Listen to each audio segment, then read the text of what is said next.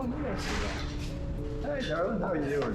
Nice to see you. TB vets were started by veterans after the Second World War. Veterans came back to Canada and they had TB and other respiratory ailments. My time in the Navy, I spent a lot of time at sea. Of course, everything on all the old ships, all of the insulation was asbestos. And every time the guns would go off, it's kind of like a snowstorm, and you never thought anything of it in the old days. It just kind of floated around and floated around, and it was all asbestos. And many years after, I kind of felt not good with my lungs, so I went and got checked, and yes, I have asbestosis. And then I found out about the TB vets. All three of the presidents, because we're all past presidents of BC Yukon, we're all members of TB vets. Both my parents are veterans, and they both served in the Second World War. And my father is a TB veteran. He's passed away, but he encouraged us to join the Legion, which we did, and then that Legion started the charity TB Vets. Well, I know Candace very well, and her husband, and she started out just being a Legionnaire.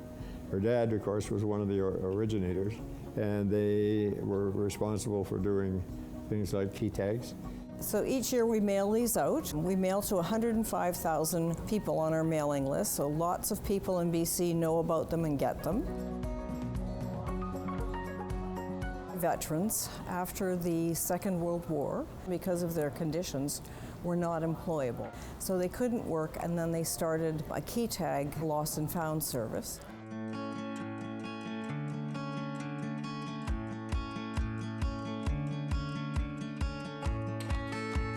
So what happens is the key tags have a secret number, and you attach them to your keys or your luggage, whatever you like, and if they're lost, on the back it just says contact TB Vets.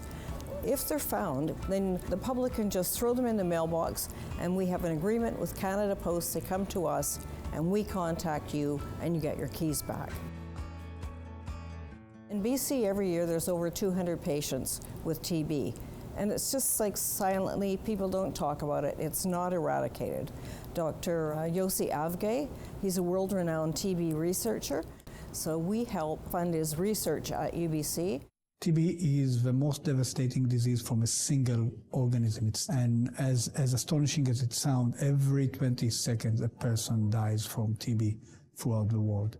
So it's very important to study the disease, to understand why it is still able to be the #1 killing bacteria in the world today. As TB Vets today, we help hospitals with respiratory equipment, first responders, and we also help with education. And our motto is to be proud and tell the world who we are, this small organization that is really doing good work for respiratory health. If you'd like to support those in need or to access the Key Tag campaign, visit the website at tbvets.org. Dean Atwell, Joy Television.